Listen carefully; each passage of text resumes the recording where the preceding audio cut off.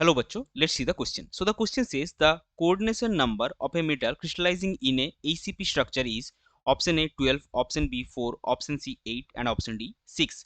तो चलिए सबसे पहले देखते हैं इस क्वेश्चन का की कॉन्सेप्ट क्या होगा. सो इस क्वेश्चन का की कॉन्सेप्ट है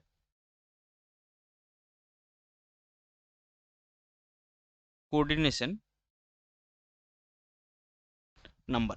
अभी देखिए हम एक रफ आइडिया पहले ले लेते हैं कि कोऑर्डिनेशन नंबर जो है वो होता क्या है. सो अगर आप जब कोई भी आयन या एटम को सॉलिड क्रिस्टलाइन फॉर्म में पैक कर रहे हैं या फिर उसका जो पैकिंग आप देख रहे हैं, तो अगर मान लीजिए आपके पास एक आयन है, सो उस आयन के सराउंडिंग में जितना आपका ऑपोजिटली चार्ज आयन होगा, जैसे कि अगर आप एक कैटायन लेते हो तो कैटायन के सराउंडिंग या फिर नेबर में कितना सारा एनायन होगा या फिर एनायन के सराउंडिंग में कितना सारा कैटायन होगा, वो होता है उस आयन का कोऑर्डिनेशन नंबर. और एटम के केस में हम क्या देखेंगे कि एक पर्टिकुलर एटम के लिए उसके सराउंडिंग में कितना या फिर नेबर्स में कितना सेम सिमिलर एटम है, वो होता है आपका उस एटम का कोऑर्डिनेशन नंबर. अभी इस क्वेश्चन में हमसे क्या पूछा गया है, इस क्वेश्चन में हमसे पूछा गया है that we have to find out the coordination number of the metal which is crystallising in HCP. So HCP का जो स्ट्रक्चर है वो हम एक बार देख लेंगे. सो यहाँ पे जो डायग्राम है उसमें आप देख सकते हैं कि जो लेफ्ट वाला है ये है एचसीपी यूनिट सेल का स्ट्रक्चर और ये राइट में है आपका एचसीपी पैकिंग. सो अगर हम राइट वाले से स्टार्ट करें, सो ये बीच का जो एटम है, बीच का एटम का हम मान रहे हैं इस एटम का हम कोऑर्डिनेशन नंबर निकालेंगे.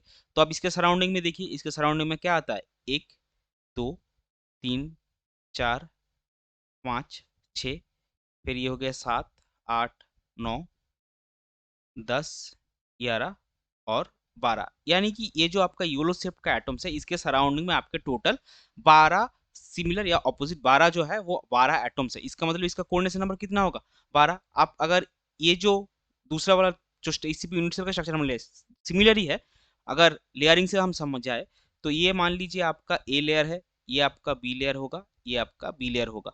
सिमिलरली ये आपका ए लेयर है, ये आपका बी लेयर है, ये आपका ए लेयर है.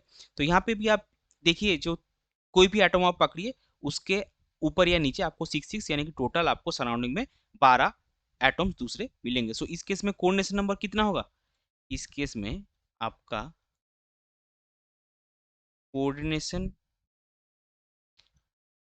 नंबर हो रहा है 12. सो हम क्या बोल सकते हैं कि जब भी कोई मेटल ईसीयू में क्रिस्टलाइज होता है उसका कोऑर्डिनेशन नंबर होता है 12. सो इस पर्टिकुलर क्वेश्चन के लिए आपका फाइनल आंसर हो जाएगा option A that is 12. I hope you understood it well. Best of luck. Thank you.